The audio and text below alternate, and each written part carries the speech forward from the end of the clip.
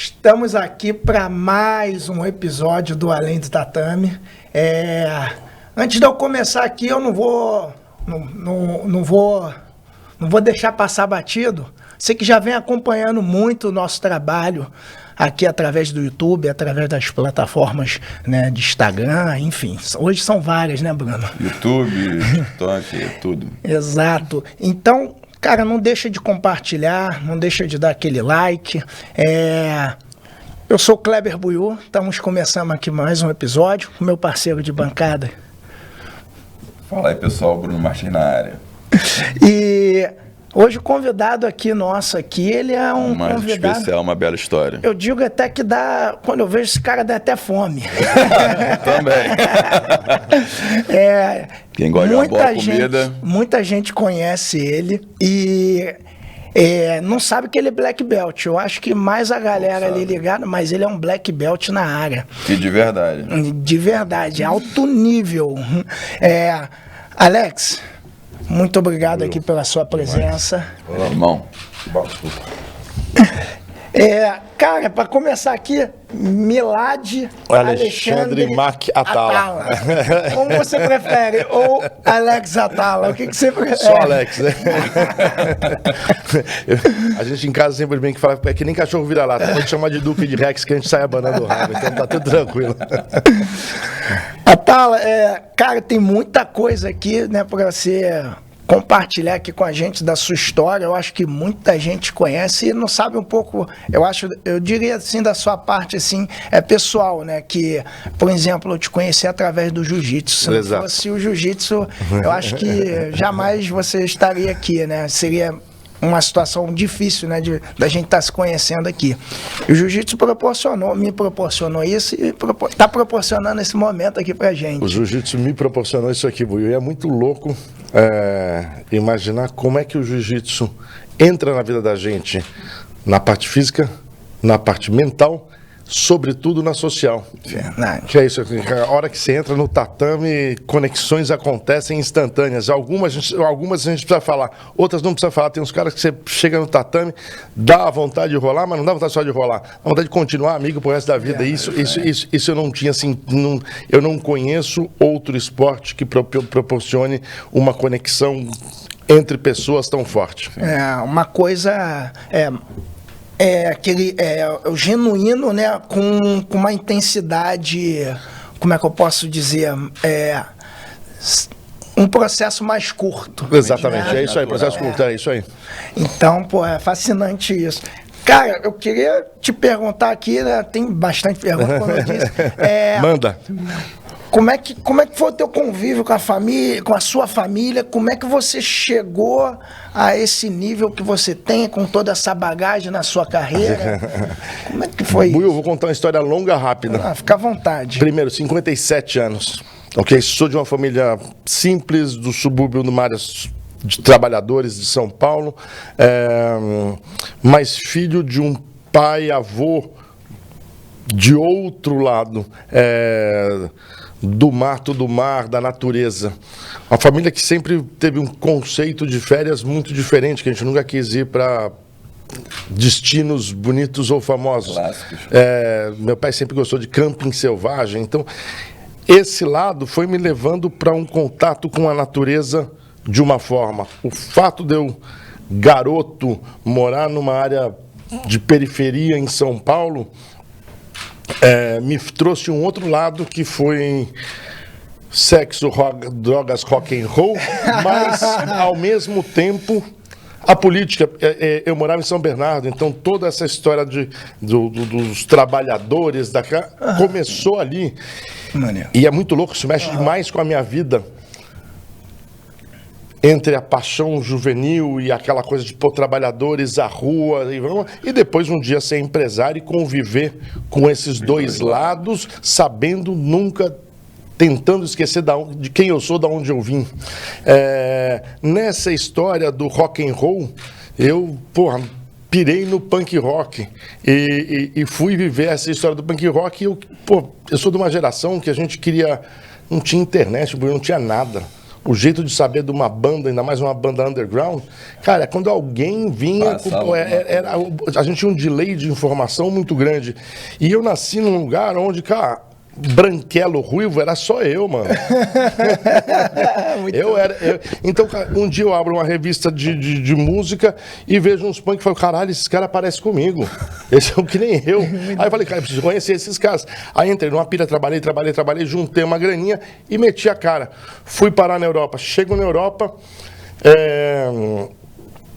tinha 2 problemas. Ganhar grana, fui pintar a parede, fui trabalhar em construção. E tinha que fazer alguma coisa para tirar um visto e não ficar ilegal. Pra fazer a vida lá. Caiu um maluco que pintava a parede comigo, tava fazendo escola de cozinha. Eu falei, pô, esse negócio é bacana. Eu já tinha essa história de saber pescar, de saber limpar um bicho, Falei, cara, eu vou com esses caras aí. E aí eu descobri que é mais legal cozinhar do que pintar a parede. Daí não parei mais. Cara, que maneiro. Nessas idas e vindas para a Europa... tu ficou indo e voltando. Eu morei 6 anos lá, mas sempre tem aquela coisa do inverno lá, a gente vinha para cá e eu sempre dava esticadinha, enfim.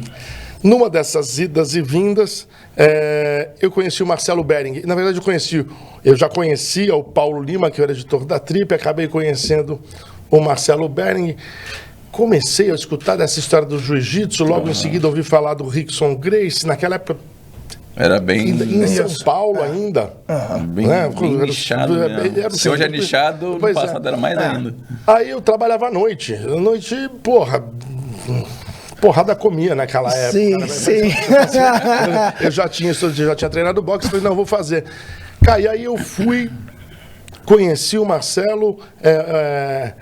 Marcelo foi muito gentil no primeiro momento em falar assim, Magrela, vem treinar comigo. Aí fui treinar, obviamente não consegui ficar, eu tinha limitações, também foi momentos antes de fazer a viagem, então conheci o Marcelo, pisei no mesmo tatame que ele, tive os primeiros contatos com a família Bering, fui entender quem era a família Jiu-Jitsu após o primeiro contato com a família Bering. Mas, pô, eu tive a opção de trabalho. Eu entrei para essa viagem para a Europa e voltei 6 anos depois e vou voltar. Já tinha a história do UFC, do Royce, a família Gracie já tinha outro tamanho em São Paulo, as pessoas já tinham entendido. O ambiente já tinha mudado. Muito. Em 6 anos, o que era cultura de gueto, já estava ganhando, principalmente com o pessoal do surf em São Paulo, foi ganhando muita força a história do jiu-jitsu através do surf em São Paulo. Volto, UFC, meu filho pequeno, meu filho mais velho tinha acabado de nascer e caí. Aí eu tinha uma brincadeira com ele que era assim, pô, a gente vai... Moleque, né, cara? Quer lutar, quer não sei o quê. E aí, às vezes, pô, como pai... Você não vai trocar porrada com o seu filho. Então eu pegava, agarrava, dava uma pressãozinha nele e fazia ele ficar desesperado. A hora que ele batia, eu fazia assim, jiu-jitsu. Que maneiro. Que legal isso. De onda. Tinha feito, era faixa branca, não sabia nada do jiu-jitsu, mas ficou a semente. Cara, esse moleque cresce, começa a olhar a luta de um outro jeito, mas vira atleta de skate. Legal. Nisso nasce meu outro filho com 8 anos de diferença. Então tava um com 15, um tava com 14 e o outro com 7. E sempre tinha essa porra de catar os moleques, apertar e jiu-jitsu. E a gente começou uma história em casa que era quem manda em casa é quem der porrada em todo mundo. É legal pra caralho brincar com o moleque, cara. Mas é legal quando eles são pequenos. Sim. Quando você tem um de 14 e um de 7... complica, velho. Dois moleques com vontade de te bater. Graças a Deus, os meus nasceram com sanguinho no olho. Assim. E aí foi a primeira vez que eu tive que usar força para pegar os dois. Aí peguei, tirei sarro, tripudiei. E eu disse, pô, pai, você já treinou, a gente nunca treinou. Falei, para tudo, vamos amanhã para academia. Eu já conheci o Fábio Gugel, o Fábio também conheci em 90. O Fábio eu conheci em 94. Conheço o Fábio e falei, pô, vou ligar pro Fábio.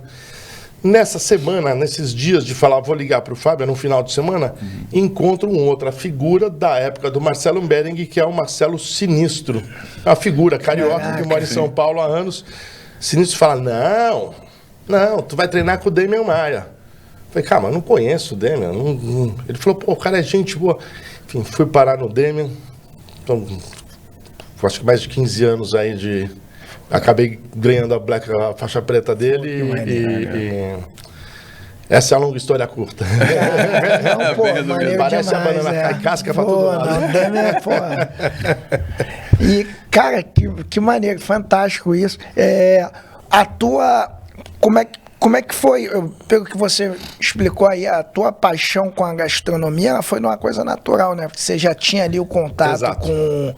Você já se adaptou ali na Ela entrou na minha vida de uma forma... Natural e sobrevivência. Eu sempre gosto de falar que a cozinha colocou diferentes faces da minha personalidade em comunhão. Então, porra, essa coisa de gostar da natureza, de gostar de ir pro mato e buscar meu ingrediente, o trabalho, ganhar dinheiro, a história do punk rock, de uma certa agressividade ou de uma anarquia. Eu sou de uma... Antes da minha geração, a minha geração faz uma grande transformação na cozinha. Antes da gente, a cozinha alta, a cozinha de restaurantes finos, ela sempre foi, o cara tem que usar sapato preto, calça preta, barba feita, era muito militar, muito careta, e isso me ajudou. Preciso dizer isso também. Foi a cozinha que botou disciplina na minha vida. Depois da minha geração, a gente começa a trabalhar de tênis, ter tatuagem. A cozinha ganha uma informalidade. Construiu. E este lado do punk rock entrou aí. E a história de não aceitar as regras, de falar assim, cara, eu sou brasileiro, eu não vou fazer cozinha francesa, eu não vou fazer cozinha italiana, eu vou voltar, eu vou fazer outra coisa. O Brasil pode não ter a melhor... Vou falar de outro jeito. Eu não sei qual é a melhor cozinha do mundo. Eu tenho certeza que a brasileira não é a pior. E a minha. Sim. É o que eu fiz a vida inteira. E aí, naquela época, fazer cozinha brasileira era ainda mais um cara tatuado, garotão, né? Cara, ninguém olhava e falava, isso é conversa de maluco. Só que, porra, a conversa de maluco foi grudando. Sim, foi... E aí, talvez eu tenha sido o primeiro chefe brasileiro a transformar a cozinha brasileira. Antes de mim, tinham franceses que faziam cozinhas francesas muito boas com ingredientes brasileiros. Fazer uma adaptação. Mas eu fui o primeiro a realmente fazer cozinha brasileira com ingrediente brasileiro, com técnica mais europeia e aberta a outras cozinhas, com mais liberdade, com menos fronteira, com menos limitação, com mais anarquia. Sim. Pô, que maneiro. As coisas foram se juntando dessa forma. Quebrou o sistema, basicamente. De alguma forma, sim. De alguma forma, sim. E durante essa tua trajetória, né, você foi para Bélgica, França, Itália. Dentro desse mundo, assim, teve alguma diferença? Era um padrão? Desses países que você ia, tinha algum padrão? A cozinha era nada. Você falou... Eu era bala perdida, meu rei. Eu só ia. Eu fui para a Bélgica, eu fui fazer um mochilão. Desse mochilão, eu acabo indo para dentro da cozinha na Bélgica, porque um camarada meu morava lá e me deu uma guarita nessa coisa de pintar a parede. De lá, eu fui pirando na história de cozinha, fui ficando mais interessado. Eu queria trabalhar na França, aí meti a cara, fui para a França. Contando a história, você só vê a parte bonita. Parece que eu fui lá e as portas se abriram. Caralho, mano. Parece um perrengue da porra. Fui, não sei, cheguei, eu trabalhava num grande restaurante na Bélgica, chego num grande restaurante na França, com uma carta de apresentação. O restaurante que eu queria trabalhar, abro, bato na porta, mostro o meu currículo, falo que estou procurando um lugar, sai o subchefe da cozinha, que, o chefe para mim era um mito, era um... sai o subchefe dele, que eu mais ou menos sabia quem é, ele olhou para mim e falou, então, o que é? Eu falei, não, eu quero trabalhar com vocês, eu vim me apresentar para uma vaga, tá aqui meu currículo, não sei quem me mandou. Ele olhou para minha cara e falou assim, mas você não é francês? Eu falei, não sou francês. Ele falou, você fala com sotaque belga. Eu falei, sim, mas eu não sou belga. Ele falou, você é da onde? Ele falou, eu falei, sou brasileiro. Ele falou, pior, e bum, fechou a porta. Eram histórias que você contando hoje são engraçadas, mas, porra, na hora que você tá sem ninguém. A diferença de você morar sozinho no Brasil e morar sozinho fora. É que na hora que você toma esses perrengues, você não... Malandro, tu fica... Vai chorar pra quem? Não tem pra... Engole o choro, velho. Já arruma outro jeito aí. Exatamente. Então são histórias que são muito legais e eu gosto de contar elas. Hoje elas parecem divertidas numa trajetória. Mas, cara, essa é a realidade de uma rapa de moleque no Brasil. Isso. Não me intimidei, fui para uma outra cidade, consegui trabalhar, numa férias de verão, volto para o Brasil, conheço a mãe do Pedro e ela estava indo para Itália. Eu falei, bora para Itália também, vamos junto, cara. Então, eu tinha essa coisa de ser um espírito livre mesmo, tava nem aí para nada. Sempre levei a vida a sério, eu nunca planejei virar quem eu virei ou ganhar o que eu ganhei. Entendi. Mas isso não quer dizer que cada chance que eu tive... Eu não grudei com a... com cada... E aí, continua assim, 57 anos, me chamou pra fazer... Bora. Não tenho... Caraca. Agora, o motivo que fez você, por exemplo, ir da Bélgica pra França, né, que foi hoje... O que te motivou de mudar de país na Europa? Eu gostei da cozinha, eu entendi que a cozinha podia ser uma profissão. Você foi em busca de novas experiências. Uma profissão, mas eu estava curtindo a cozinha, eu resolvi ser cozinheiro pro resto da vida quando eu estava na Itália, mas porra, você tá lá, tá morando, porra, você fala francês num país que não é exatamente a França. Aí a referência de cozinha era a França. Então eu queria ir lá, queria viver essa história. Ali.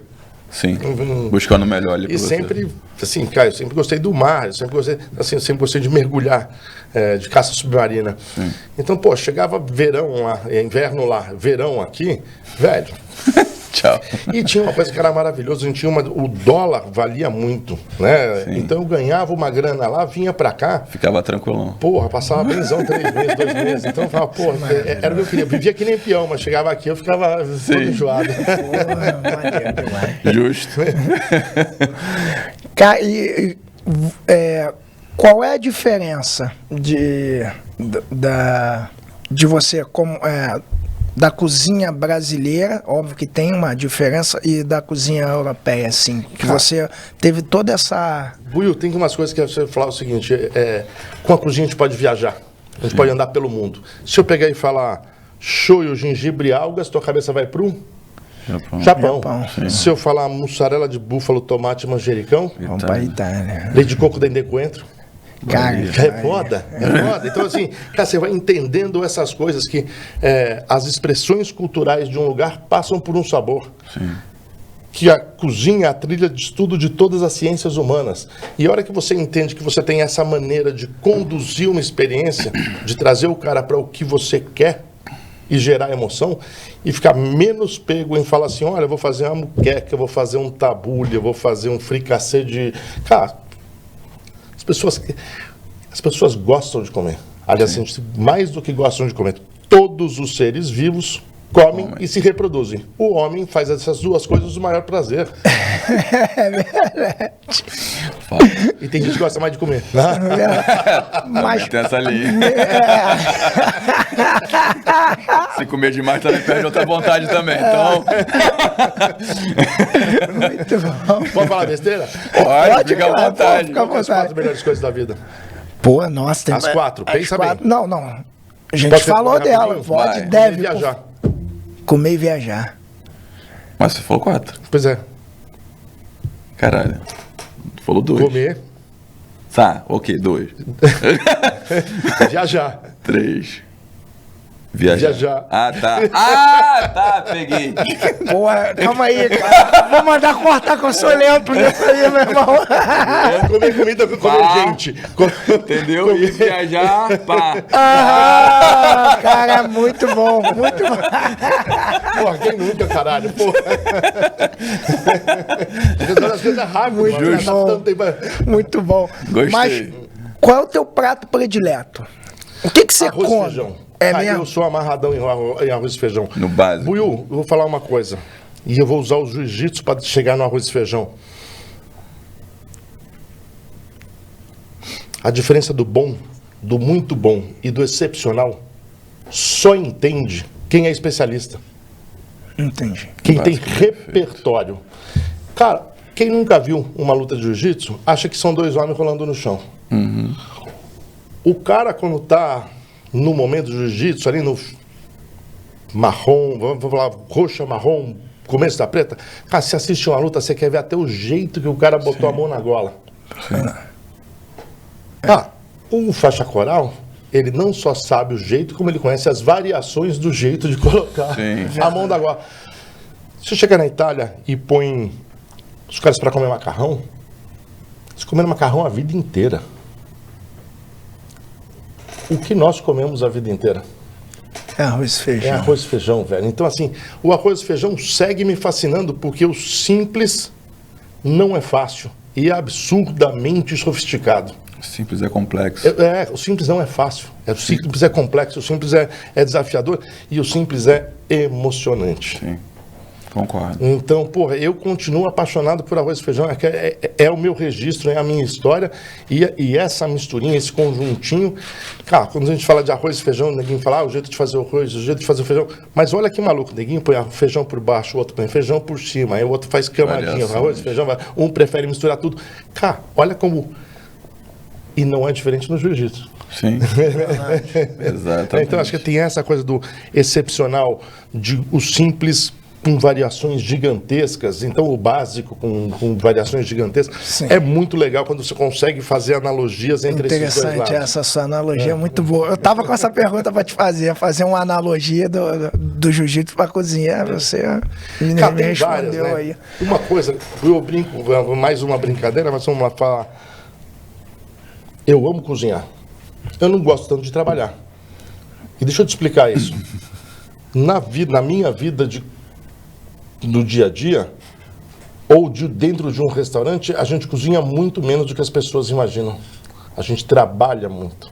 Se as pessoas soubessem o que é receber 100 pessoas, soltar tudo ao mesmo tempo, maravilhoso, a margem de erro da gente é muito pequena. Ao mesmo tempo, lembrando que um não come carne, o outro não come não sei o que. Entendi. Que não são os mesmos pratos. A tensão que a gente vive no dia a dia da cozinha, desde a hora de pedir ingredientes, guardar esses ingredientes, processar esses ingredientes, preparar para se fazer o serviço. Planejou mal a guerra, tá ruim, velho.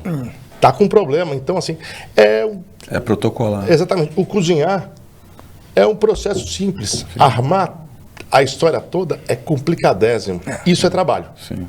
Então, no meu dia, quando eu tô só cozinhando, porra, é o da rolinha do jiu-jitsu. Eu acho que eu tive... É o flowzinho. Eu acho que eu tive essa oportunidade de te ver, né, lá na sua casa. Sim. Foi... Pô, fantástico. Ele faz as coisas numa simplicidade. Óbvio, o cara é um black belt, meu irmão. Cara, é surreal. Sim. Tipo, uma coisa que a gente entra na cozinha se embanana toda, né? Embora a gente sabe fazer o básico, eu pelo menos sei fazer o básico ali. Não passo fome. Tem gente que deixa como é que vocês falam? Queimar o miojo. Não sabe porque tá o ovo. Mas, faz enfim, miojo no chuveiro para não ligar o fogo. Não ligar o fogo. Exato. Meu irmão, é fantástico. O cara conversa com você, ele já sabe ponto de tudo, ele vai fazendo ali, parece... Pô, é muito fascinante. Então, isso aí que você falou é exatamente porque cada prato tem um padrão, tem uma regra, seria? Cara, Buiu, tudo na vida tem um padrão. Né? Então, vamos trazer para o jiu-jitsu. O jiu-jitsu não é uma sequência de movimentos impossíveis de memorizar. O básico do jiu-jitsu... Existe um sistema. Existe um processo de aprendizado, existe fundamentos. Isso. E não é que são fundamentos, que tem que ler uma Bíblia para entender os fundamentos, não. Agora, as variações destes fundamentos é o que faz com que dê uma beleza incrível ao jiu-jitsu, que é cada pessoa desenvolver o seu jiu-jitsu. O cara é passador, o cara faz isso, todo mundo tem uma interpretação. Você molda o jiu-jitsu, ou seja, você se expressa através do jiu-jitsu. Ok? Guarda essa palavra, você se expressa através do jiu-jitsu. Perfeito. Para voltar aqui, às vezes de bater a mão no kimono do cara, você sabe se o rolar vai ser legal, você sabe, você já imagina que só o rolar vai ser legal, se o cara vai fazer muita força, quem você lê o cara, às vezes no primeiro toque Verdade. Da luta. Sim. Tô contando isso pelo seguinte, as pessoas chegam para mim e falam, Alex, cozinhar é arte. Cozinhar é... Eu tento explicar para as pessoas que cozinhar não é arte. Mas a cozinha dá expressão artística. Estou usando a mesma palavra de novo, expressão artística.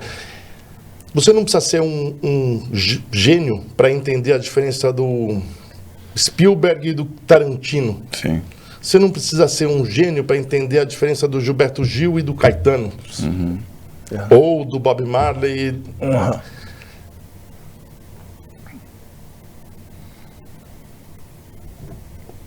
Vou tentar formular melhor aqui. Vou recapitular aqui, desculpa. Não, relaxa.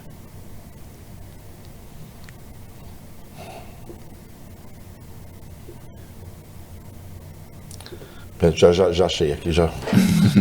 Você não precisa ser um gênio para entender a diferença de como um cara se expressa na música, no cinema, na literatura e reconhece a personalidade. Você não precisa ser um astro do jiu-jitsu para entender a diferença do Roger Gracie para o Rickson, para o Leandro Lô.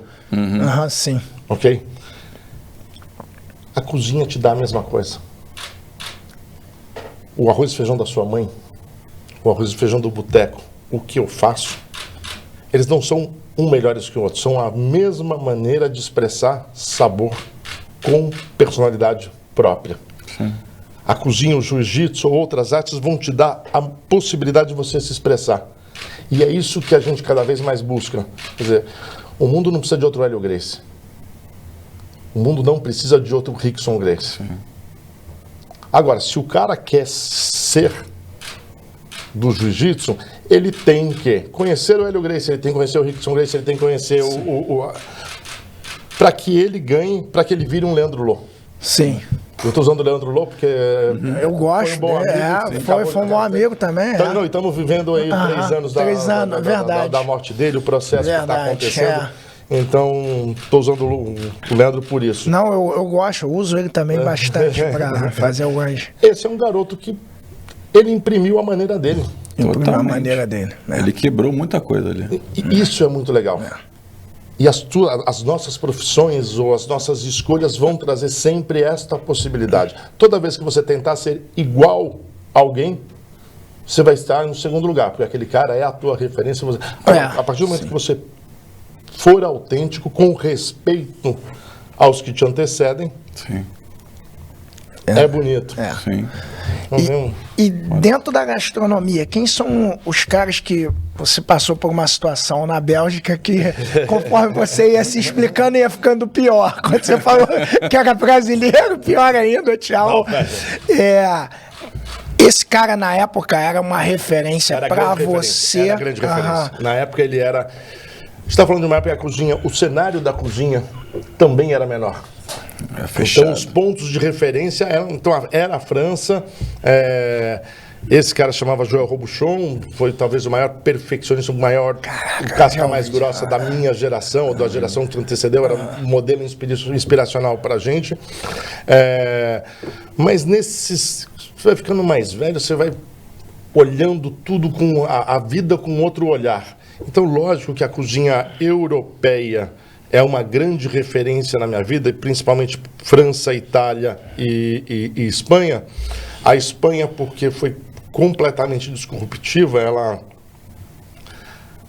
um chefe espanhol que se chamava Ferran Adrià entortou a cabeça do mundo inteiro cozinhando de um jeito que ninguém tinha visto, se expressando através da cozinha dele, com espumas, com sabores, com combinações, e isso mudou o mundo do mundo da cozinha no ano 2000.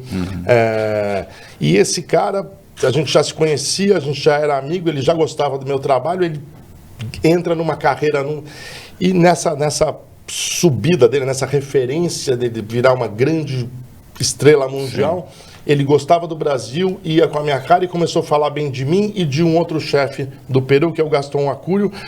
E tanto eu quanto o Gaston ganhamos um espaço internacional gigante. Então, lógico que o Ferrandriá é um referente para mim. Mas fui trabalhando e tive a chance de ir muitas vezes para o Japão, viver muito o Japão. Cara, o Japão, assim, não dá para falar um bom chefe japonês, tem que fazer uma lista. Porque no Japão você não vai num restaurante e come sushi, sashimi, tempura, gyoza. Não, os japoneses são especialistas. Você vai num sushi, então você está indo num sushi, Você vai num tempura, você vai no tempura, Esse cara vai fazer aquilo na perfeição, ele só faz aquilo. Porque de forma repetitiva você chega na utopia da perfeição. Exatamente. E aí a hora que eu cheguei no Japão, eu contei, antes de eu entrar na cozinha, eu sou filho eu vim de uma família que gosta de pescar, que gosta de andar no mato. Eu já tinha mais de 20 anos de profissão, a primeira vez que eu fui para o Japão. Eu achava que eu sabia limpar peixe. Tomou uma aula. Caraca, porque uma das coisas que você aprende é uma manualidade, uma elegância na sua gestualidade que é muito fina. Então você vai ver um cara aqui, vou dar um exemplo simples, um cara fazendo sushi ou um cara fazendo pizza, ok? Cara, você vê uns caras sofrendo, brigando com a massa de pizza. Pô, você vai para os caras rodam, põe a pizza na mão, rapidinho põe aqui na frente. Você vai ver um cara fazer sushi, o cara não tá ali todo gesticulado, perdido. Não, todo movimento é uma coreografia. Sim. E aí quando você vai pra luta é igual. Sim. Você vê os neguinhos fazendo uma força, se esperneando. Fala, nossa, que coisa feia. E aí você vê o cara bom fazer aquilo ali e fala, nossa, é fácil. Sim. E essas são as coisas que me movem. Não dá para falar de referência na cozinha botando só um nome no Japão. Fazer um compêndio. Pô, na Espanha tem pelo menos outros 2, 3 caras, na França tem outros 2, 3 caras. Eu sou de uma geração, eu já falei na cozinha, que a gente quebrou paradigmas, onde este Ferrandriá abriu as portas para 2 sul-americanos, mas aí teve um outro italiano que também foi na mesma filosofia, trabalhou com ele, teve um dinamarquês que trabalhou com ele, teve um outro garoto espanhol que trabalhou com ele. E aí nós foi essa geração que começou a andar de tênis, de não ser dentro do estereótipo militarizado que a gente tinha na cozinha, de trazer um ar mais descontraído, fazer cozinhas de autenticidade, não reproduzir receitas, mas criar receitas e trazer uma nova maneira de se comportar, de comer, de quebrar alguns protocolos. Cara, essa minha geração transformou a coisa. Então tem um lado bonito e volto a falar, é difícil falar de uma pessoa. Esses caras que foram meus pares, Máximo Bottura, René Redzepi, Andoni, Gaston Acúrio, Narisawa no Japão, a gente ficou todos muito amigos. A gente viajava praticamente o ano inteiro juntos, cada um fazendo uma coisa. Os grandes eventos de cozinha aconteciam, chamavam todos nós para dar aula. Era uma época que a gente tinha muita proposta para viajar. E esses caras, mesmo sendo meus pares, não eram meus competidores. Então existia uma troca. E esses caras me ajudaram demais e eu ajudei demais. Essa reciprocidade, né? É muito... Eu dei uma resposta vaga para falar quem é as minhas referências na cozinha, mas a verdade é que, Sim. Peguei de tudo quanto é canto e me comuniquei com todo mundo. Isso fez com que a gente conseguisse chegar onde chegou. Sim. E qual foi o momento que você se reconheceu como um chefe de cozinha, que você se sentiu seguro para falar? O melhor chefe do Brasil. Velho, eu sempre gosto Teve de falar esse momento. Vamos lá, tem umas mentiras que a gente fala que tem que fazer virar verdade, né, cara?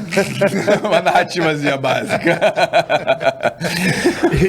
E quando eu voltei para o Brasil, sempre falando de alta cozinha, o que eu vou falar, às vezes tem que falar, porra, mas não é assim. Sim. Vamos devagar. Não quero polemizar nada disso, só estou falando da minha experiência, da maneira como que eu vivi. Quando eu cheguei no Brasil, a alta cozinha era dominada por franceses e italianos. é muito louco, mas assim, ainda existiu uma coisa, e talvez exista de alguma forma, que você recebe um estrangeiro e você quer levar ele num lugar bacana, porque você vai fazer um negócio, você quer impressionar, você leva ele num restaurante italiano, você vai ele... Cara, assim, se for muito brasileiro, é numa churrascaria. Sim. A cozinha brasileira sempre, principalmente naquela época, era uma coisa... E isso limitava o espaço de um brasileiro num espaço de cozinha de alta performance. E aí eu falei, não, eu chego lá, cara, eu trabalhei na França, trabalhei na Itália, esses caras sabem fazer, eu sei também, eu vou pra cima. O começo não é fácil, né? Mas eu fui conseguindo ganhar este local. Deu bom. Deu bom, deu bom, cara. Então, assim, tem umas coisas que a gente tem que acreditar. A cozinha brasileira é uma cozinha incrível, não tem nada errado. E isto me credenciou por não tentar ser igual aos outros, ser mais um. Um dia eu olhei e falei, caraca, a minha mentira tá virando verdade. Acho que eu sou chefe. Estão comprando a minha ideia. Tá colando. E aí é muito louco você pensar que existe o sonho de ser chefe e aí o pesadelo de se manter. Interessante. É competitivo, o que era um serviço, né? Antigamente a cozinha era serviço. Sim. Ela estava nos guias, nos jornais, hoje é tema, velho. Sim. Antigamente eu era subemprego. Trabalhar em cozinha era subemprego, hoje é cool. Ninguém deixa, vai morar fora do Brasil, a família paga curso caro para o cara virar um executivo de banco ou um chefe de cozinha. No crescimento da minha profissão, na projeção da minha profissão, existe os guias que dão qualidade, que conferem qualidade ao restaurante, existe as listas e existe uma expectativa. Sim. E aí você chega e fala assim, porra, eu tenho um restaurante que é de cozinha brasileira, cobro caro pra caralho. A minha ideia nunca foi ser barato, nunca... eu cobro caro mesmo. Né? E a primeira coisa que eu te dou pra comer é uma formiga. Vende essa ideia. Como é que você vê esse tipo de ideia? Essa cabeça aqui é meio livre mesmo. Eu fui muito pra... bom. Pô, calma aí. Porque, desculpa, é engraçado, porque imagina que você tá comendo um doce, aí com a formiga, por exemplo, aí vem a formiga fora do prato andando, tu fala, pô, tô pagando o que eu posso comer aqui. É muito louco, mas é engraçado. Eu vou além, cara. Como é que se vende esse tipo de ideia? Deixa eu te falar uma coisa, tem coisas que são embutidas na cabeça da gente desde que a gente é criança, ok? Sim. E aí eu falo, não vai comer inseto. Inseto é uma merda, inseto é sujo, inseto é... Tua mãe te ensinou, tua avó te falava isso. Sim. Isso tem um valor dentro de você. Aí um dia você vai num restaurante e o cara te faz comer uma formiga. Na verdade, eu não obrigo ninguém. Sim. Sim. A gente tem que pensar no seguinte, então, a maior confiança que o cara dá na vida é chegar num restaurante e comer alguma coisa que todo mundo falou pra ele que não presta. Errado. Entendi. Cara, você pegou o cara na tripa, velho. Você pegou lá no fundo. Verdade. Então, tem uma beleza nessa história. E essa é mais do que falar. Eu uso essa formiga porque ela é deliciosa. Tem gosto de capim santo. Você come, se pira, você fala, caraca, de onde veio esse sabor? Mas o forte da história não é porque você comeu formiga.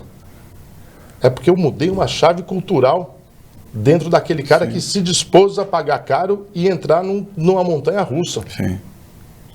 E isso é genial. Essa realmente você fala, caraca, não é quebra de paradigma total. Exatamente.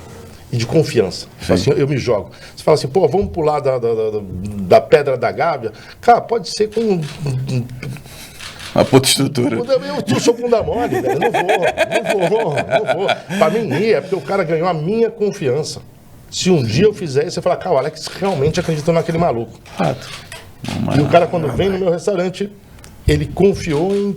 Teu nome fica tão forte que o cara confia. E você está falando de restaurante, e como é que surgiu essa essa tua ideia era uma ideia que você já tinha, obviamente você já tinha, mas surgiu como uma oportunidade, foi algo que você planejou? Buiu, vamos lá. No caso do Dom, né? O Dom, sim. Então o Dom, claro, ele mesmo. Vou contar a história para vocês. Eu já vinha nessa coisa obsessiva de de ter uma cozinha. Eu queria que as pessoas me conhecessem através de uma comida muito boa, e eu sabia que uma comida muito boa eu era capaz de fazer, mas eu tinha que definir uma linha para que essas pessoas, que ela fosse atrativa para que as pessoas pudessem vir. E fui trabalhar num restaurante.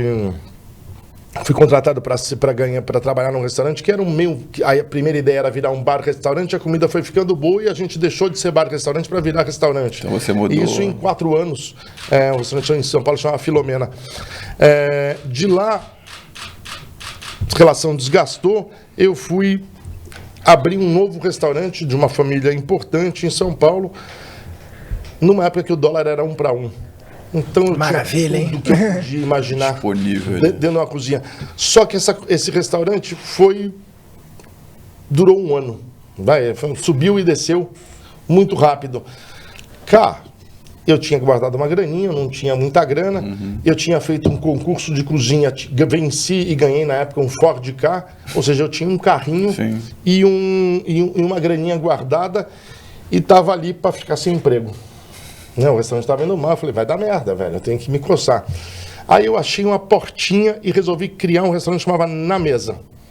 Na Mesa era um restaurante com uma mesa grande para 16 pessoas, eu e um cara que trabalha comigo até hoje, aliás, meu braço direito, o cara que eu devo muito para ele. Que meu parceiro, meu irmão, meu pai, meu filho, meu brother, seja chama do que quiser, mas são 28 anos trabalhando juntos. Eu e ele numa cozinha pequenininha, uma mesa de 16 lugares. E atenção, eu e ele, nesta mesinha de 16 pessoas, chegamos a fazer num sábado, quase 400 pessoas. Que isso? Caraca. A gente trabalhava... Irmão, botou a cara. E aí o negócio começou a andar. Apareceu a oportunidade de comprar um restaurante que estava falido. Mas eu não tinha grana. Aí o cara veio falar comigo e eu falei, cara, mas eu não tenho grana. Ele falou, faz uma proposta. Aí eu mandei, lembra até hoje, eu falei assim, eu pago 50% em 36 vezes sem juros e eu quero uns mesezinhos para pagar porque eu tenho que fazer obra. Passa uns 3, 4 dias, o cara me chama e fala assim, Alex, eu aceito a sua proposta. Você é um moleque bom e não sei o que, né? Esse cara tinha grana, os sócios tinham uma condição boa, sabiam que já tinham tentado vender e não estavam conseguindo, estavam loucos para sair do problema. Precisava de alguém que tivesse não dinheiro, mas credibilidade para fazer. Cara, peguei e comecei essa história de fazer o Dom. A primeira coisa que eu falo, um restaurante não é um ateliê, ele é um negócio. Então eu tive que trabalhar para ter clientes, para fazer aquela máquina andar, para pagar as minhas continhas. Empresário. Em algum momento da sua vida você vai bater de frente com isso, e a partir do momento que eu tinha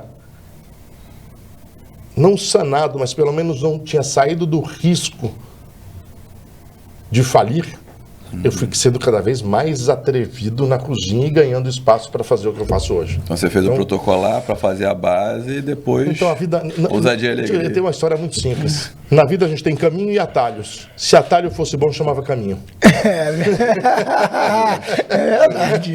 Justo. Se atalho fosse bom, chamava caminho, cara. Se o cara não, se aquilo é um atalho, você usa de vez em quando, é para isso.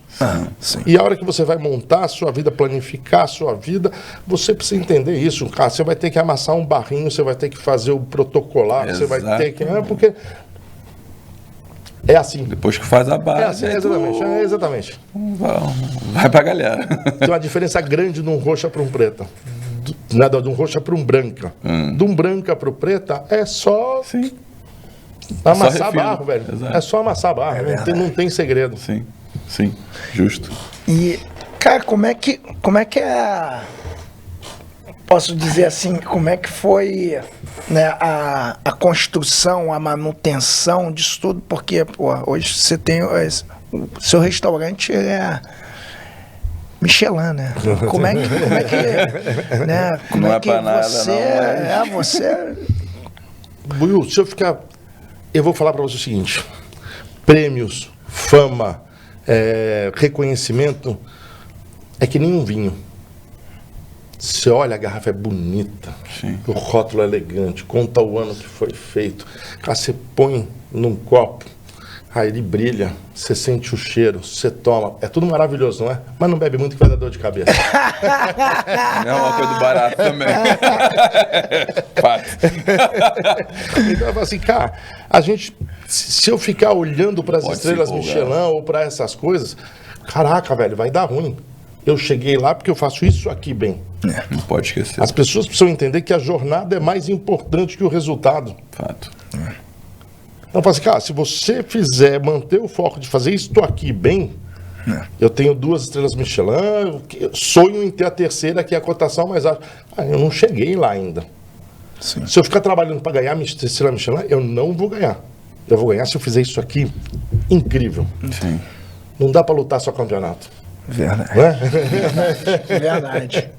Quem não treina todo dia não chega lá. Sim. Então eu acho que tem essa parte da história. Tem o valendo, mas tem o treinando, que é ali que você constrói. Sim. E, pô, você falou aqui de um assunto que é bem... que me chamou muita atenção, né? Vinho. Você falou qual é a tua preferência de vinho? O que você... Qual o vinho que harmoniza com a comida boa que você fala? Ó, isso aqui pra mim é o... Deixa eu te falar uma coisa. Na verdade... Há 20 anos atrás a gente tomava pouco vinho e era caro. Sim. Hoje a gente tem bons vinhos em bons preços. Então assim, hoje a minha pira, posso abrir a adega da minha casa ou dos restaurantes e tomar uns vinhão caro? Sim. Posso, tenho. Quer? Não. O vinho eu quero tomar de todo dia, cara, é um vinho que tem, a gente fala uma palavra besta para isso, mas é drinkability. Tem drinkabilidade, é fácil de beber. Sim. Cara, eu não quero mais ficar pegando vinho, rodando e cheirando e fazendo... É isso que eu tentei. Primeira vez que eu vi vinho, eu falei, caraca, pra que isso tudo? Desculpa o termo. Vamos lá. Tem que entender isso. Uhum. Tem que entender isso, tem que ir lá, tem que conhecer, é bacana, é repertório, é cultura, você vai ativar uma série de partes das suas memórias gustativas e olfativas, e isso vai te ajudar em outras coisas na vida. Mas, cara, não vamos levar tudo tão a sério. Exatamente, muito complexo uma coisa tão simples. Pois é, vamos beber e ser feliz. E a mesma coisa na cozinha. Hoje tem gente que vai lá no restaurante, a textura, a proporção, é todo técnico. Cara, eu trabalho com técnica, eu como com prazer. E eu vou ser um eterno defensor disso. Na hora de comer, se entrega, velho. Para de ficar procurando defeito, porque vai sempre existir melhor. Pega o ponto positivo da história e guarda pra você. Tá comendo, velho. Tem um monte de gente que não tá. Exatamente. Exatamente. Se sente privilegiado. Exatamente. Então, e se você tem essa chance de comer bem e ter um vinho do lado, explora, estuda, conhece, mas não deixa aquilo ali. Sim. Pô, ser um especialista de jiu-jitsu, pô, bacana pra cacete. Cara, não quero rolar com você. E você fala assim, olha, para que eu vou te explicar como é que eu tô fazendo. Olha a mão como é que eu... Porra, se eu não perguntei, me deixa pra lá, cara. Eu quero a porra do treino. O famoso professor. Eu quero a porra do treino. Assim, eu sinto... não sou contra as pessoas, mas acho que as pessoas exageram, carregam na tinta. Mais prazer, menos técnica... na hora de sentar na mesa. Sim. Estude tudo, prepare tudo, para que na hora que você for para a mesa, aquilo não seja o assunto principal. Exato. Por que isso aqui é do caralho? E a gente está tomando água. Exato. Sim. Verdade. Ficou legal a conversa. Agora você fica legal. Esta água tem notas e esse café. Você fala, pô, menos. Perfeito. Sim, fato. E... como é que foi o processo do teu segundo restaurante? Como é que foi essa... Cara, eu comecei numa linha muito atrevida, muito compradora de briga, muito levando todo mundo ao limite. E tinha uma coisa que as pessoas falavam assim, mas o Alex é bom disso daí, mas ele não vai fazer comida tradicional bem. Fala, não, velho. Não podia ter ouvido isso. Eles não deviam ter feito essa crítica, porque agora eles têm 2 problemas. E você pegou excelência também nesse segundo. A gente também, vai né? muito bem. O Dalvo Dito não é um restaurante que eu faço ou que a gente pensa nesse tipo de reconhecimento. Agora, é um restaurante que está cheio todo dia, que as pessoas vão para São Paulo para ir comer lá, e é isso que a gente quer. Eu não quero um filho do outro, eu quero 2 restaurantes diferentes, com posicionamentos diferentes, para que você um dia chegue lá e coma, fala assim, uau, fui lá e comi formiga, e fala, uau, eu comi arroz e feijão. E os 2 são bons. Sim. Pegada diferente, mas com a mesma excelência. Exatamente. Sim.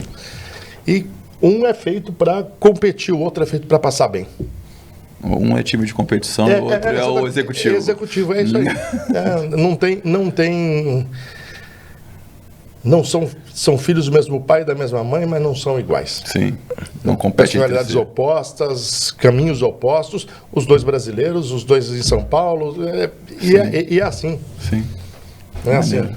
Maneiro. Pegada. E esse conglomerado ali, veio o Bill, né? Sim. Como é que foi essa história? O Jiu-Jitsu fez o Bill. O Jiu-Jitsu fez o Bill. Que maneiro, que maneiro. Tem o Foca, né? Sim. Os 3 irmãos, Aham. o Focão e o Foca. Eles tinham um ponto, me procuraram e a gente teve a ideia de fazer um restaurante onde se comesse de melhor qualidade. Vamos lembrar do seguinte: comer é um prazer. Sim. Eu não sou um cara que gosta de ficar cagando regras, é o jeito que tem que comer, o certo é isso, o errado é aquilo. Se eu perguntar para 10 pessoas, 100 pessoas, 1000 pessoas que quer comer bem, não vai haver um consenso.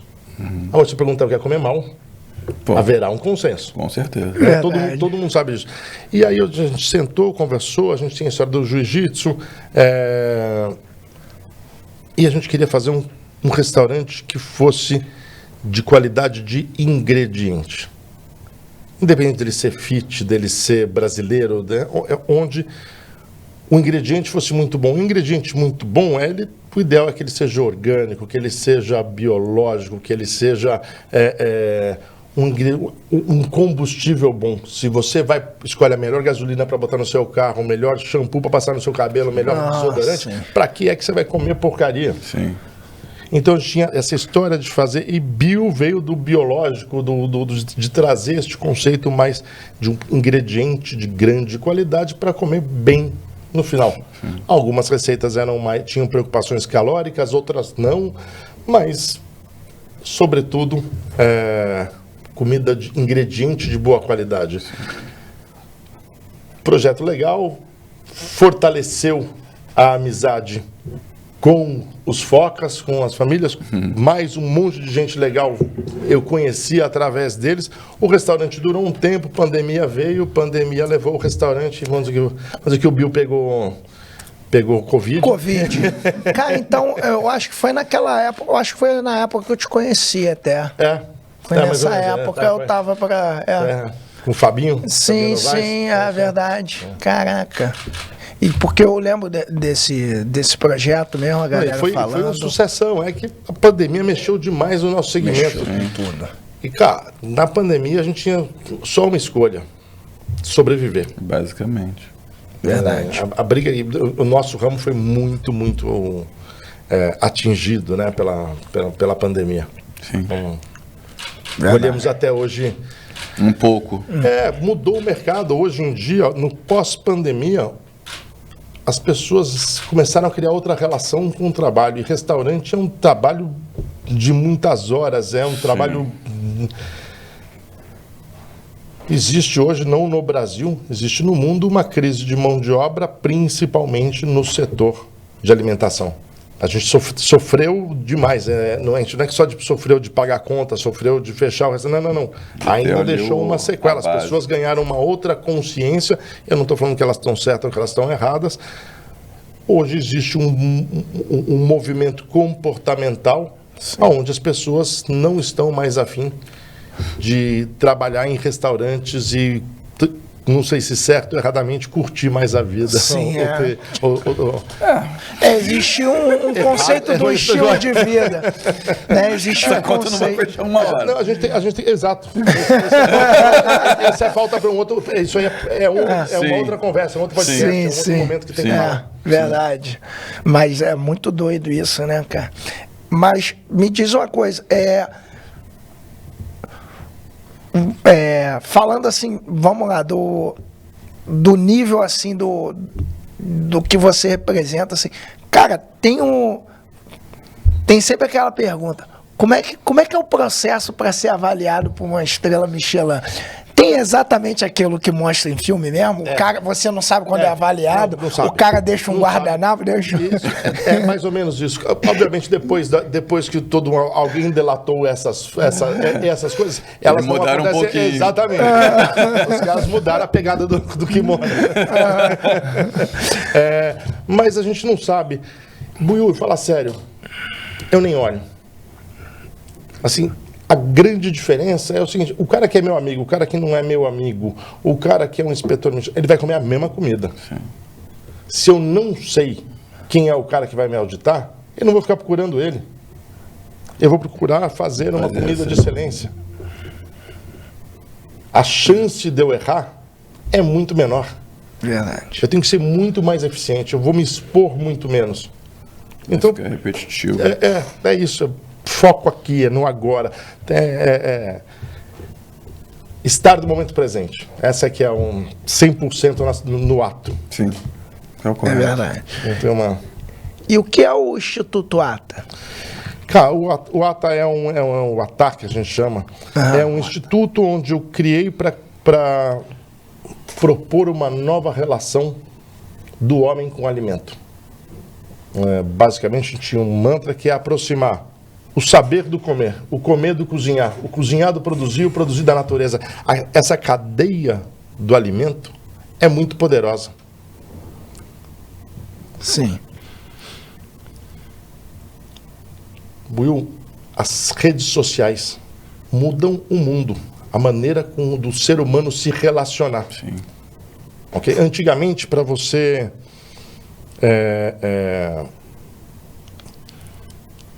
ser reconhecido um bom chefe, você tinha que ter segredos. Por quê? Porque o segredo fazia com que as pessoas ficassem mais curiosas e viessem. A exclusividade de uma receita era a forma de você trazer mais gente para o seu restaurante. Aí chegam as mídias sociais. Aí as mídias sociais me dão a possibilidade de botar de graça para todo mundo conhecer. Então, o chefe parou de ter segredo. A gente ia, publicava todos os segredos, porque mais gente via, mais gente vem. Curioso. Ok? Se você tivesse um segredo hoje, você tem que publicar alguma coisa, qual é a rede social, melhor falando, qual é a rede social mais forte que você conhece? Pô, mas... TikTok, Instagram, tá errado, meu velho. Tá errado. A rede social que conecta 8 milhões, ou quase 8 milhões de seres humanos no mundo é a cadeia do alimento. Faz a conexão, porque tudo que você vai fazer, você sempre tem uma comida. Você precisa comer. Sim. Essa é a maior rede social do mundo. Sim. Nessa história, pequenas atitudes podem ser transformadoras. Não selecionar seu lixo, não jogar nada fora, comprar bem, saber o que você está colocando dentro de você. Quem é o cara que produziu essa comida? De que jeito que ele produziu essa comida? Se todo mundo alinhar o discurso, a gente fala de uma cadeia de alimento com o mesmo poder ou maior poder que a internet. Por uma coisa muito simples, se não comer, morre. Sim. Verdade. Com a internet você sofre, mas não morre. Não morre, exato. A comida tem essa coisa. É difícil olhar para você e falar assim, olha, Buiú, o certo é isso, isso, isso e aquilo. Não tem uma forma mas existem pequenas atitudes, maneiras de você se relacionar com o alimento que podem ser modificadoras. Vou tentar explicar isso de uma outra forma. Eu nasci em 1968, o ano que o homem pisou na Lua. Eu cresci, e praticamente nós crescemos, quando falava assim, a comida do futuro vão ser pílulas. E como os astronautas foram para a Lua. Cara, passou mais de 50. Sim, não chegamos lá. Não, a comida ainda é comida. Sim. Aí vamos olhar o que aconteceu com a comida nos últimos 50 anos. A industrialização. E com a industrialização da comida, o superprocessado, o aumento de doenças, o custo, perda de biodiversidade, de qualidade. Aí você fala, pô, então a cozinha do futuro vai ser uma merda. É isso? Não, meu velho. A comida do futuro vai ser igual a que a minha avó fazia 100 anos atrás. A gente vai voltar pro bar. Para você... Obrigado. Para você projetar o seu futuro, você precisa entender bem o seu passado e a sua história. Nós vivemos uma cultura de industrializar, desperdiçar, comer qualquer merda de qualquer jeito. A comida do futuro vai ser talvez muito mais parecida com o que a avó fazia, que não jogava nada fora, que aproveitava tudo, que era delicioso, que fazia tudo todo dia, que ia buscar o ingrediente se precisasse. A cozinha do futuro está numa nova relação de respeito com o homem e a comida. A comida não é uma coisa que não vai acabar. As pessoas estão entendendo que alimentar o mundo é fundamental. Sim. E que pequenas atitudes são fundamentais. Então, vou para amarrar essa coisa, se eu pegar e falar para vocês qual é a melhor comida, mais uma vez. Não.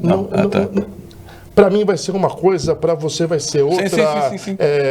Uns querem comer gordura, outros não. Outros querem comer açúcar, outros não. Não vamos cair nessa balela. Okay? Eu não quero mudar ninguém. Sim. Eu só quero que essa pessoa haja de acordo com o caráter e a consciência dela. Justo. A cozinha do futuro não é falar para você, você vai ter que fazer isso. É falar, você tem a opção de dizer não. Não compre, não cozinhe, não coma, não sirva, não venda. Opção consciente. O que você não consumiria. Sim. Interessante, Cara, às vezes outro dia eu fui dei uma entrevista, o cara falou, então qual que é a dieta melhor do mundo? Eu falei, a dieta divina. Eu falei, o que é a dieta divina? Eu falei, que Deus não criou, você não come. Toda vez que você lê um produto que tem um monte de coisa que você não sabe o que é, não foi Deus que criou essa merda, caralho. A dieta divina. O que dizem comida de verdade. Vamos entender o seguinte, que industrializado não é superprocessado. Sim. Eu não estou aqui fazendo... São lixo. Eu não tô aqui falando assim, puxa, não tome um vinho, não como um pão. Não é isso, meu velho. Mas toda vez que você olhar, vai dar um estabilizante, um colorante. A gente está falando em padrões de qualidade, né? Exatamente. E a gente está voltando exatamente para o passado, porque as pessoas, tudo que é industrializado, tudo que é processado, você demora menos tempo, né? Exato. Então, a vida são meio esses ciclos, né? Se a gente pegar e... É muito louco pensar o quanto o jiu-jitsu evoluiu. Isso aí. Nesses anos. As técnicas, os nomes, as possibilidades. Você fala o que quiser. Mas o jiu-jitsu ainda é grego. O básico funciona. A gente vai voltar. Então, assim, ninguém vai inventar abrir bolo.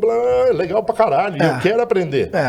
E eu quero que outros caras continuem criando. Sim. Mas veio de uma guarda tão básica como a dela Rio. Exatamente, é isso aí. Então, assim, tem essa história que é você entender os fundamentos e se apegar a eles, projetar o seu futuro, entendendo, conhecendo o seu passado, não fazer para ninguém o que você não faria para você. Essa é a cozinha do futuro. Sim. É uma nova relação do homem com o ambiente. O Atá nasceu exatamente para propor isso. Uma nova relação. Sim. Olha que louco, essa história é boa também. Vamos falar que a gente foi para Bali. O real lá é um dinheirão, né? Um dinheiro forte. Aí você volta cheio de moedinha de Bali. Aquelas moedinhas valem porra nenhuma. Não é? Você joga fora? Não, tu guarda. Sim. Aí você vai para os Estados Unidos. Pô, o dólar é forte. Sim. Você vai jogar aquelas moedinhas de... Eu tenho um monte, né? Pois é. Então vamos pensar o seguinte, a nossa cultura a gente foi educado para adorar dinheiro, não é isso? E mesmo que uma moeda não tenha valor nenhum, você não joga fora. Se você jogar uma moeda fora, normalmente é numa fonte para fazer um desejo, e esse desejo normalmente é para ganhar mais dinheiro. Olha o apego que o homem tem com o dinheiro. Sim. Porque eu não jogo uma moeda fora e jogo comida fora, que muitas vezes aquela comida vale muito mais do que aquelas moedas que eu não jogo fora. Caraca. Sim. É muito louco separar isso. Isso é louco. Isso é educação. Sim. A comida, para nós brasileiros, principalmente, ela nunca foi um recurso escasso. Então, moeda pode ser escasso. Sim. Ou falaram pra gente que moedas são importantes. E a gente não joga fora a comida, infelizmente a gente joga fora. O Atá nasceu com esse compromisso de fazer as pessoas reentenderem a relação dela com o alimento na cadeia completa. Sim. Desde do cara que produz, de como é que está em volta dele, como é que você guarda na geladeira, o que você coloca dentro de você, o que você vai jogar no lixo. Sim. E se todo mundo mudar um pouquinho... A gente vai virando jogo. Fácil. E isso tem um pouco a ver também com o que é a plataforma Fruto. O Fruto é um evento que nós fazemos dentro do Atá. Na verdade, desde a pandemia a gente não está muito ativo com o Fruto. Continuamos trabalhando para voltar com o Fruto. Eu trazia pessoas do mundo inteiro e quero continuar trazendo para falar de alimento e não falar de comida.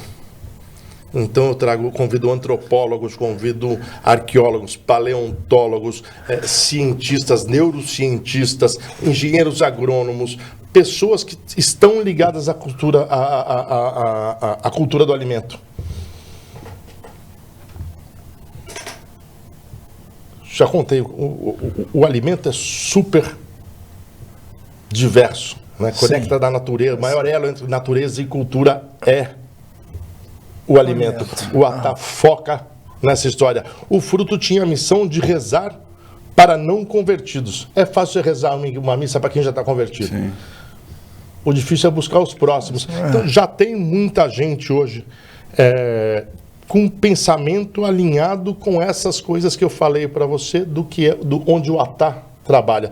E o Fruto era um evento que eu fazia de graça para quem tiver curiosidade, dá uma olhada no YouTube, fru.to, tem as 5 edições com todas as palestras de pessoas incríveis, tem 2 caras que são muito legais, um paleontólogo falando dos ciclos de extinção da Terra e o que pode ser o futuro. Né? Nós podemos viver aí um 6º ciclo de extinção científicos para a gente pensar. Não é para falar que está certo ou que está errado, é um convite para filosofar. E eu chamei um cara que chama Ron Phelan,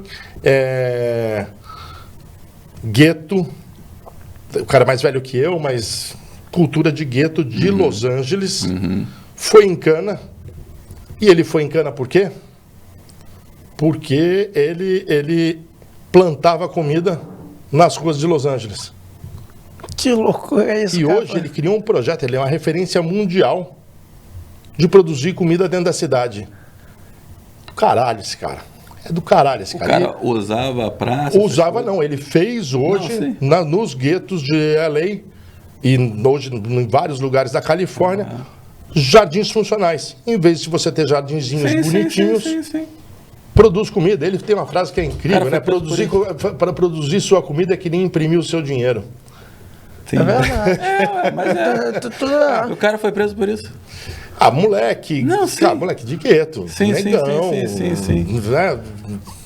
Falando gíria de gueto. Né? Só que um cara que, em vez de pegar a cultura do gueto e ir para o lado natural, ele foi para o nada óbvio que ele era um... Você não precisa ir no mercado. Ele se auto-intitula Gangsta Gardner. Jardineiro gangster. Olha esse cara, Ron Phelan. Do cacete. Então, eu fui conhecendo esses caras e eu queria trazer esses caras para o Brasil para mostrar para as pessoas gratuitamente. Eu nunca cobrei uma palestra do Fruto. Tá aí de graça no YouTube para as pessoas assistir. E não é para falar isso é o certo, é para você pensar. é para você refletir sobre o que é, o quanto é amplo, o que você faz 2, 3 vezes por dia sem nem prestar atenção, só come para... Sim. Sim. Bacana o projeto. E o Sete Gastronomia. Sete Gastronomia é a nossa empresa de eventos, né? Eu tenho eventos, é uma parte importante da nossa ação. E a gente faz desde festas, eventos, até Fórmula 1, Rock in Rio. Bacana. Então, são grandes eventos. Carnaval no Rio de Janeiro. Sim. Gastronomia para uma grande massa, digamos. Exatamente. Assim. É uma cozinha pensada para atender eventos. Sim. E a gente estava falando muito de alimento, eu acho que a gente não pode deixar de falar. Eu acho que puxa até a nossa orelha se a gente esquecer. A gente falou de jiu-jitsu. O que você acha qual é a sua visão sobre a dieta Gracie? Cara, dieta Gracie, vamos lá. Eu conheci o Rorion, eu convidei o Rorion há muitos anos atrás. Eu organizava um projeto na Dinamarca que chamava MED. Que é também um simpósio sobre alimento. Convidei o Rorion para ir lá e fazer um speech, porque a dieta Gracie tem 2 coisas que eu gosto muito dela.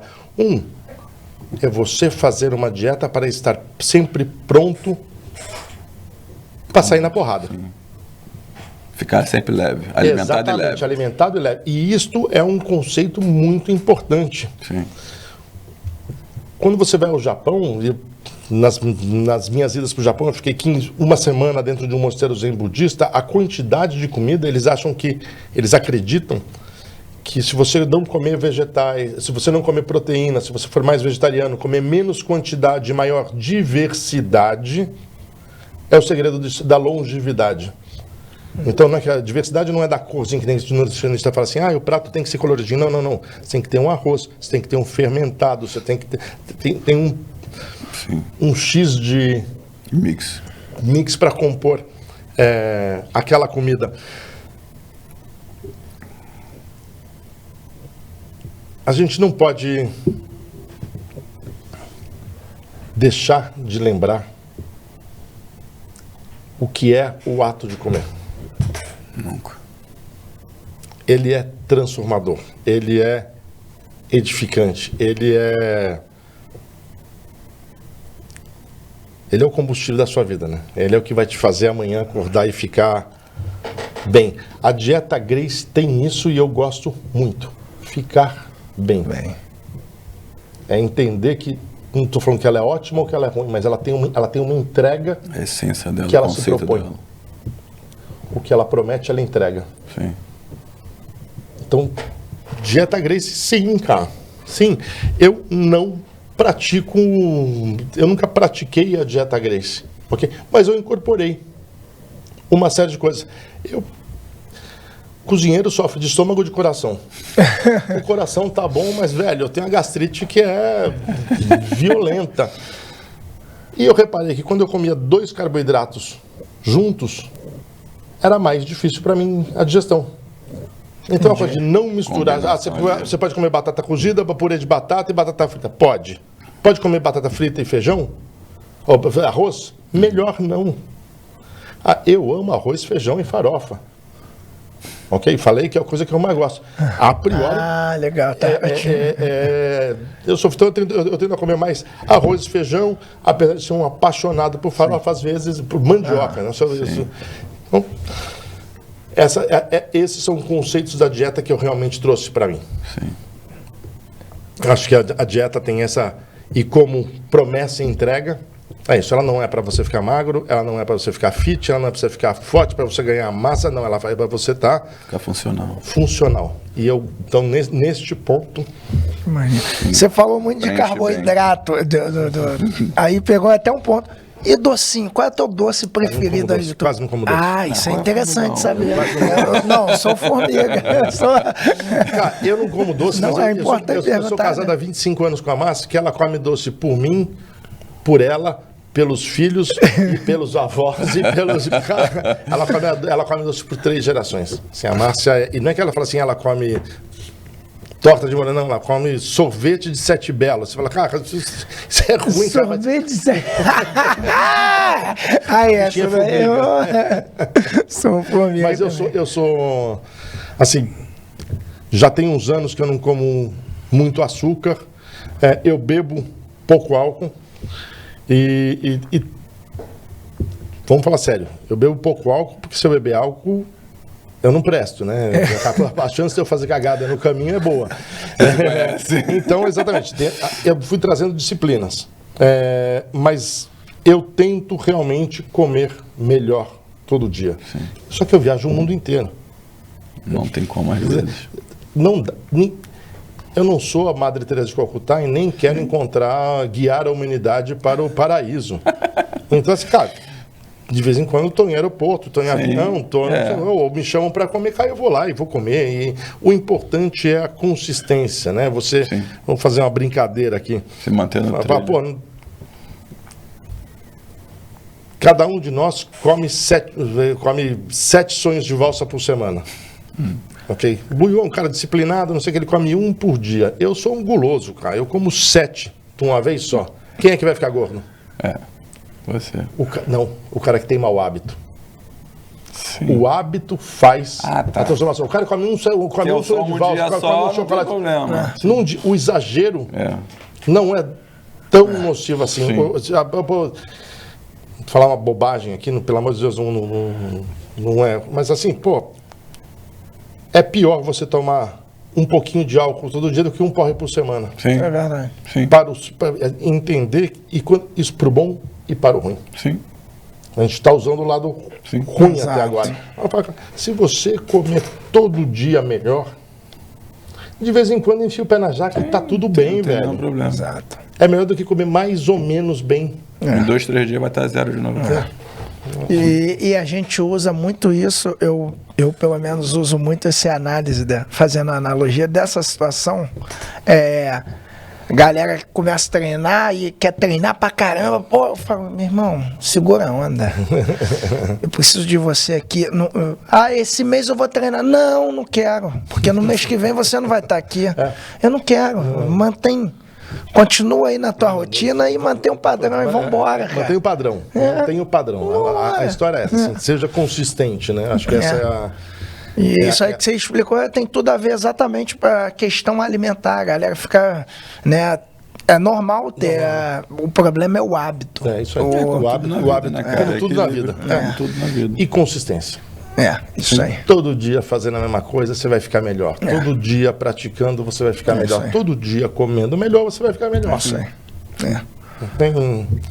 Existe um protocolo agora, se você quiser ser ousado. O simples não é fácil.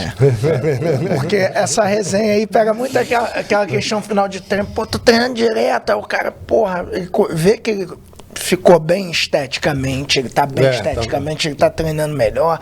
Aí, essa barriguinha aqui eu não perco. Você tá com um hábito bom. Você precisa mudar teu hábito. O que você tá fazendo em casa? É o combustível. É o combustível. Aquela cervejinha, eu tenho que tomar ela. Eu tenho que tomar, mestre. Eu tenho que tomar, professor. Aí a vida às vezes também é abrir mão de pequenos prazeres, né? Aí eu falo, cara, só pula aí, você vai estar tomando todo dia 2 cervejas. Não tem como. Então, corta aí, será? Tem uma coisa muito legal, essa coisa do treino de jiu-jitsu, eu falo isso até porque eu sou muito intenso, então assim, cara, se deixar eu treino todo dia, mas com essa coisa de viagem, às vezes me dá uma quebrada. E aí eu tô treinando, com todos os benefícios de estar treinando todo dia, só que, tem umas posições que você chega e não evolui, você vai sentindo, aí você para de treinar, você vai viajar, você faz não sei o que, aí você volta. E você volta melhor.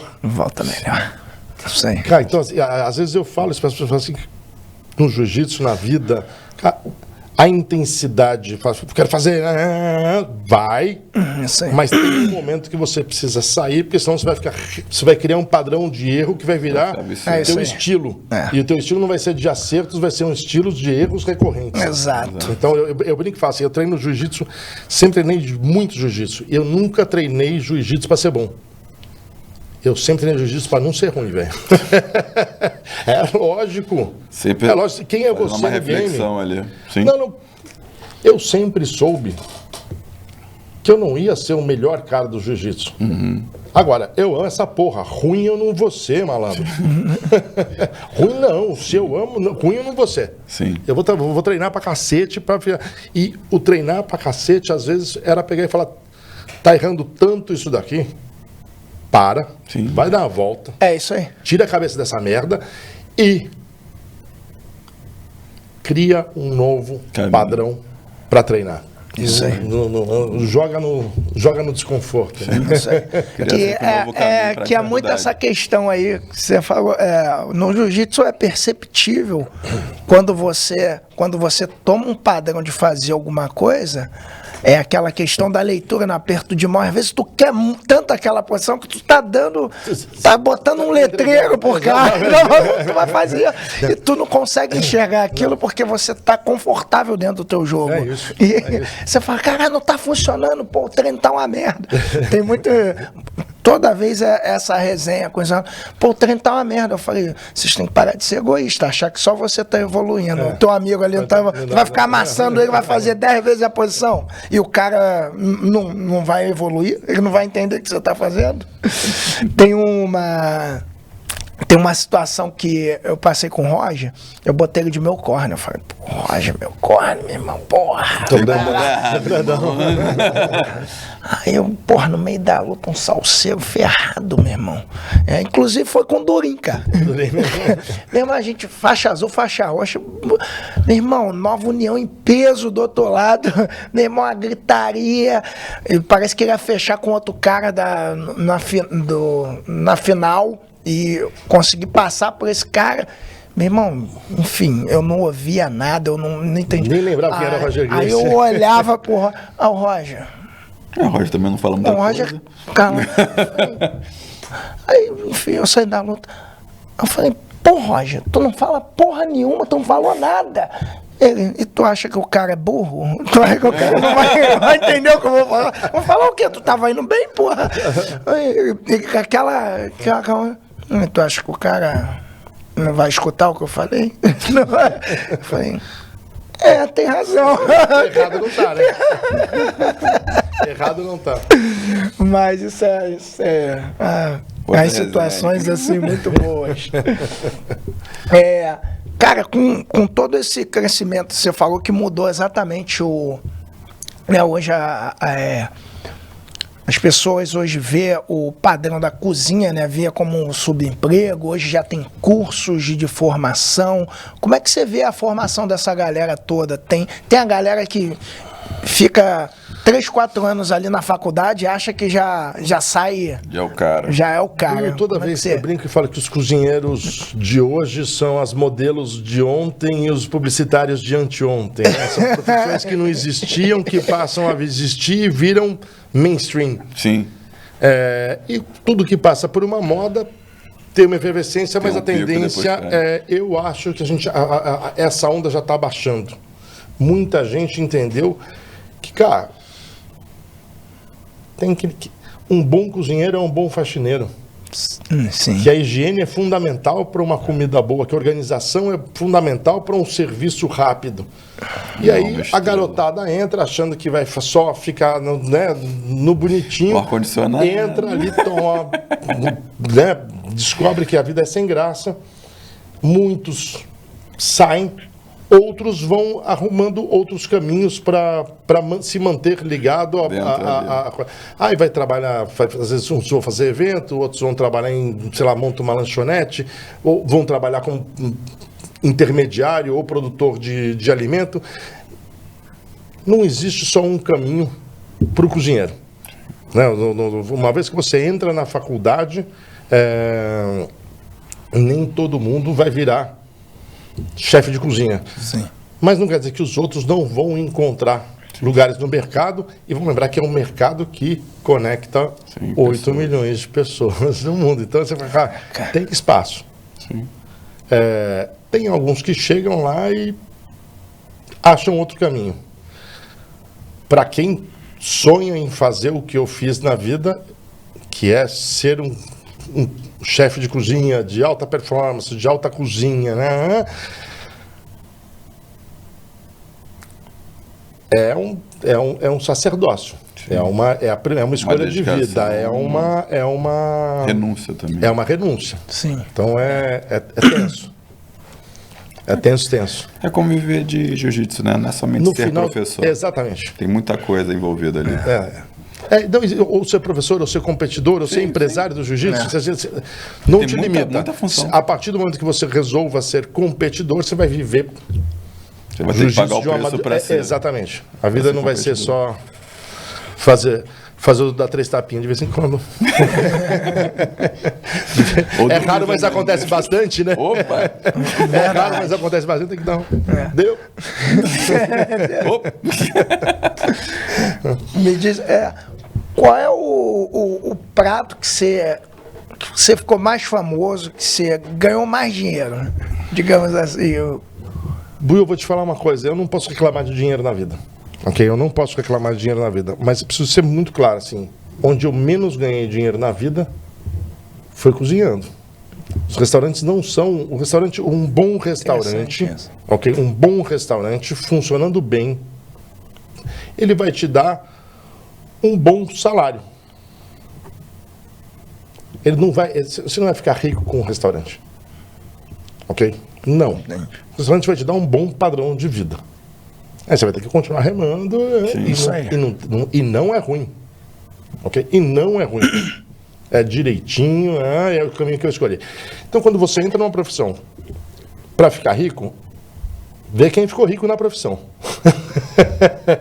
É uma boa leitura do mercado. É o básico. Cara, eu vou ser professor de jiu-jitsu, eu vou viver de jiu-jitsu. Você acha que você vai ficar rico? Sim. Você vai viver bem. É outra coisa. Então acho que tem que entender. Pô, quer ficar rico, vai trabalhar em banco, velho. Se o compromisso é ganhar dinheiro, eu quero ficar famoso, vai trabalhar na Rede Globo. Exato. Agora, pô, você faz uma escolha na vida, você tem que ser muito consciente dela. Falo isso pelo seguinte: eu me dei bem. Eu não tenho só uma atividade. Você mesmo citou aí, cara. Eu trabalho pra caralho, eu ganho bastante. Não tô duro, não.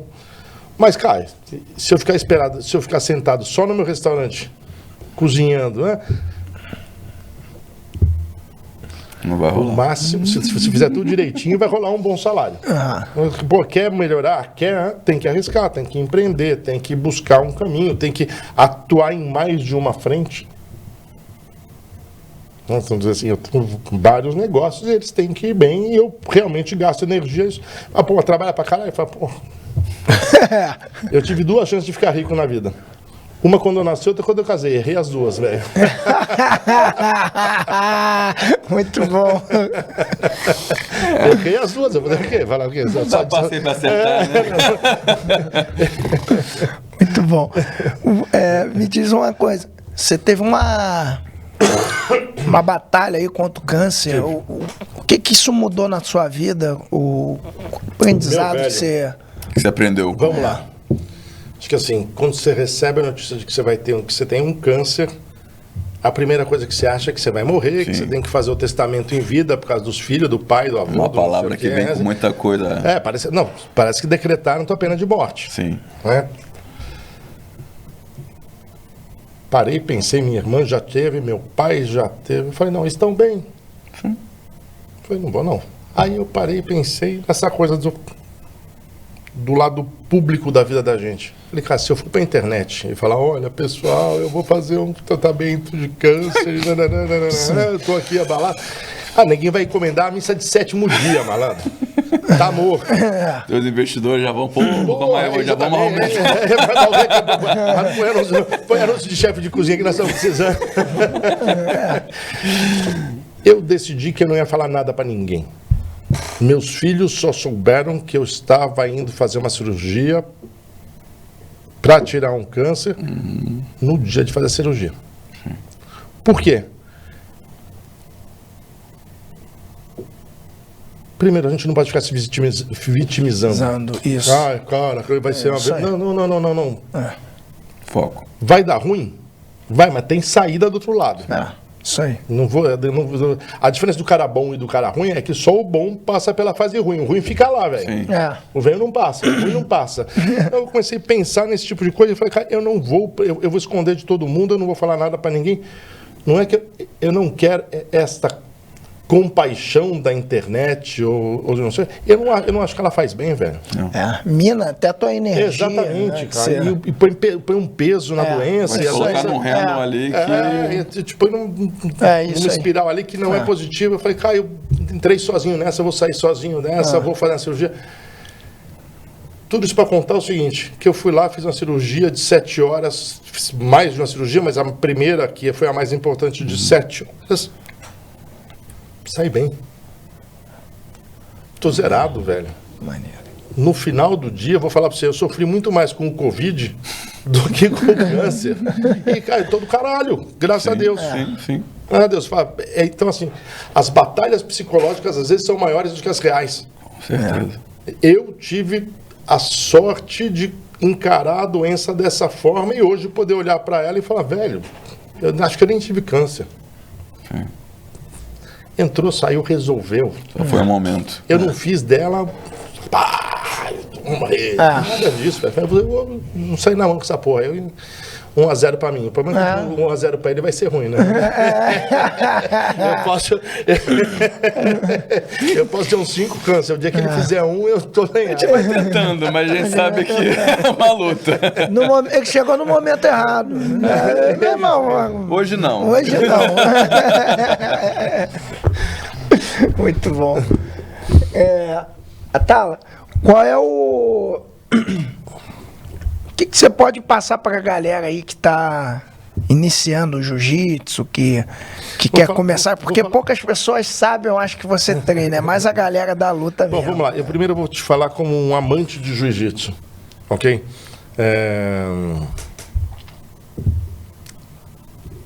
Para quem está começando, eu tenho 57 anos e sou um faixa preta do Demian Maia. Tenho um puto orgulho de ser um aluno do Demian. Não só pelo que ele é como lutador, mas como ele é como pessoa. E para esse cara que hoje talvez seja um faixa branca ou esteja no começo da fase colorida, eu vou dizer o seguinte, que com 57 anos, faixa preta, eu preferiria ter o cabelo preto e uma faixa branca. Muito bom. Boa. Por uma coisa muito simples. A beleza está na jornada. Sim. A beleza não está em amarrar uma faixa preta na cintura. Sim. Foi muito mais legal correr até atrás da faixa preta e agora olhar na faixa preta e falar, caraca, eu tenho a faixa preta, vou ter uns grauzinhos, não sei o quê, mas, velho, ainda sou finalizado por faixa roxa. Vamos falar o contrário.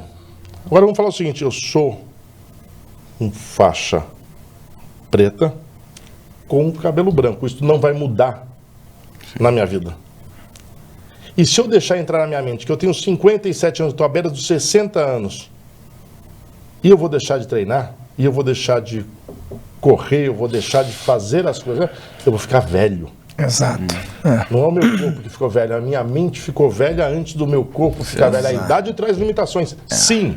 Eu rolo igual eu rolava com 40? Não.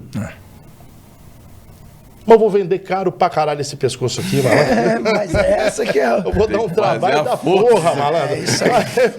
Exato, mas é isso aí mesmo. Mais legal que isso, e eu uso esse exemplo bastante, há alguns anos atrás, 6, 7 anos, um pouco antes da pandemia, não, já foi depois da pandemia, entrou um cara na academia, barba branca, meio curvado, uma postura corporal pouco atlética, para treinar jiu-jitsu, e este cara começou a treinar jiu-jitsu, hoje foi campeão brasileiro da faixa dele, né? 60 e tantos anos. A postura corporal do cara mudou. Se mudou a postura corporal, mudou lá dentro dele. E uma das coisas que mudou, não é que ele estava curvinho e ele ficou...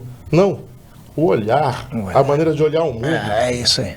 Ele rejuvenesceu pra caramba. Então, e para todo mundo que é pai, ser finalizado por um filho é do grande caralho. Meu mais velho tem 30 anos, mora na Califórnia. Eu me lembro perfeitamente bem o dia que ele me pegou. E ele é menor que eu. Ele me pegou e me finalizou. Esse moleque levantou do tatame com 2 metros de altura. Ele era o bichão, ele finalizou o pai dele, cara. E pra você que é pai, fala, caralho, o moleque me pegou, mano. Uma sucessão. Cara, é bonito demais, cara. Assim, treinar com filho é do caralho. É que você começa a ver também ele com mais homem também e tudo mais, é todo... Já é homem. Não, sim. Mas não é você que entendeu. É ele que te mostrou. Sim, exatamente. Isso é do caralho, isso é do caralho. Sim. Quando a palavra não está mais na tua mão, o julgamento não está mais na tua mão. Ela só é colocada na sua frente e fala, esse aqui é teu filho. Isso aí. É muito... Pra garotada... Faixa preta, cabelo preto, faixa branca.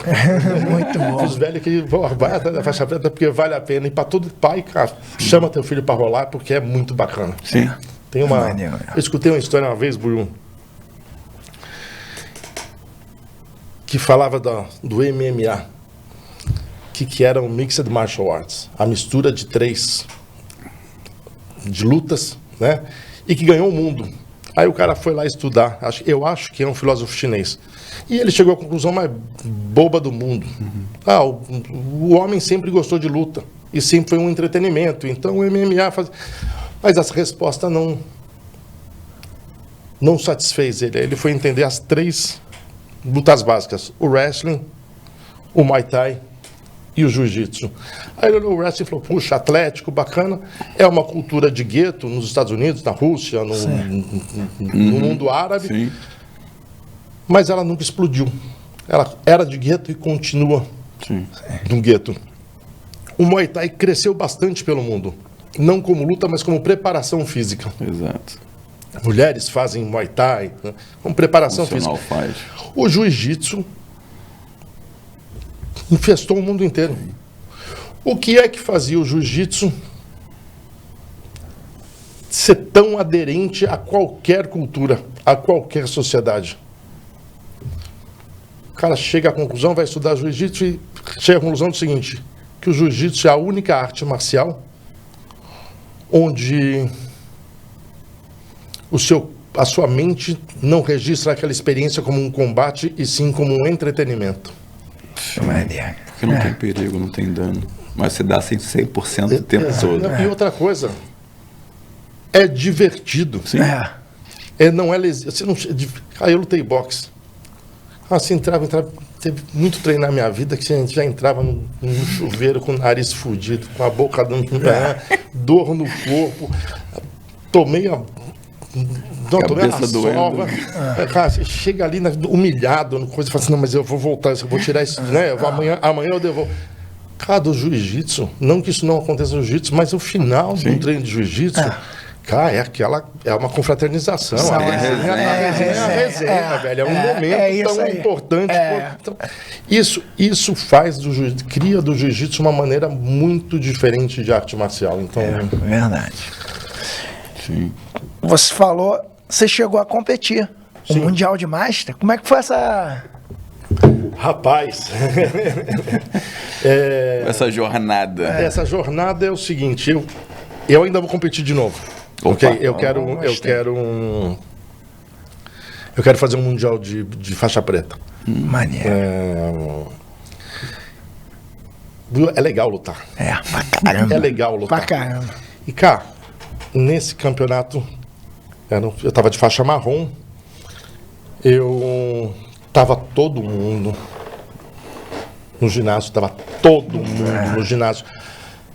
A hora que eu fui pisar no tatame, eu olhei, tinha Jacaré, Fábio Gurgel, Cobrinha Xande Ribeiro, Bochecha, Leandro Lô, Rodolfo Vieira, todo mundo olhando minha luta.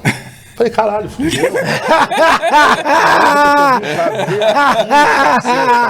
Muito bom. Cara, a hora que eu entrei, cara, vira energia.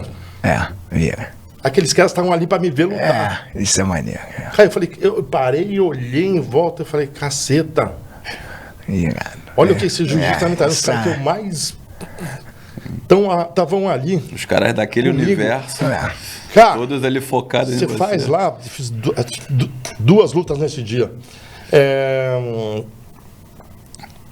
Cara, ganhei a primeira. Caralho, consegui.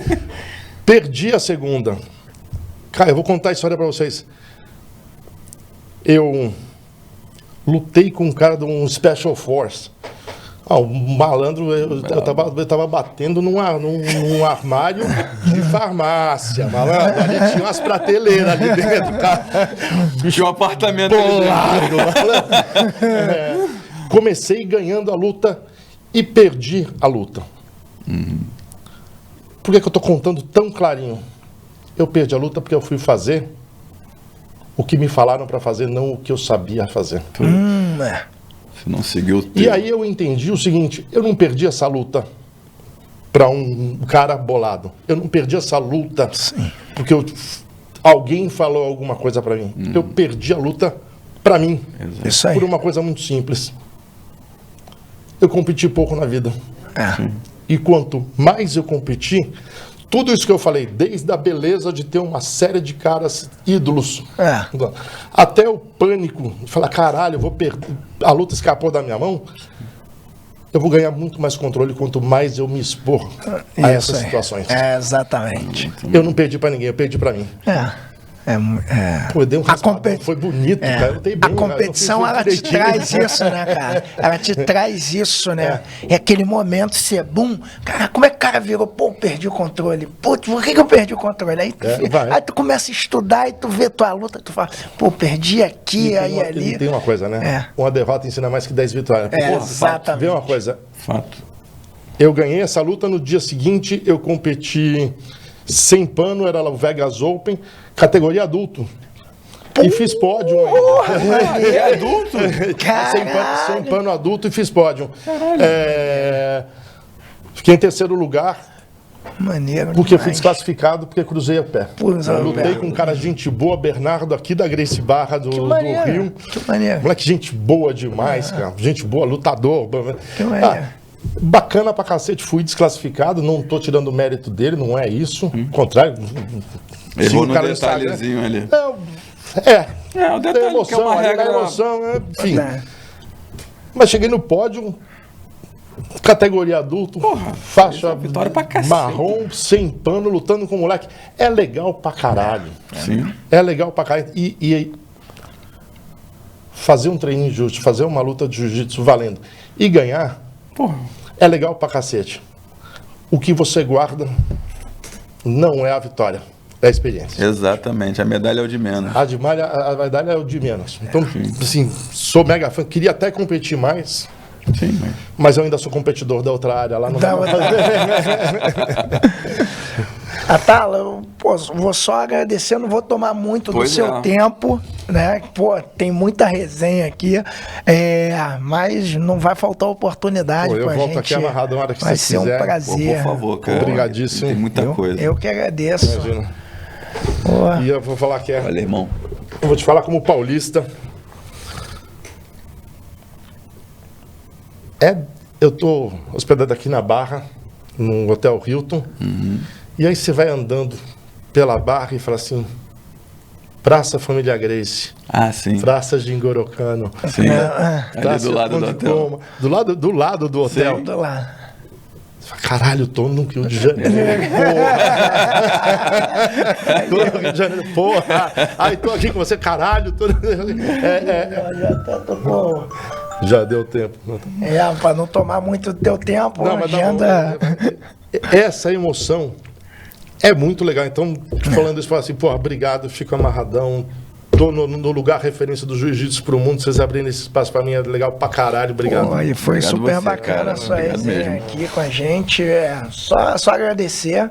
E, meu irmão, vamos marcar o nosso treino. Não, o treino vai sair. Então é isso, pessoal.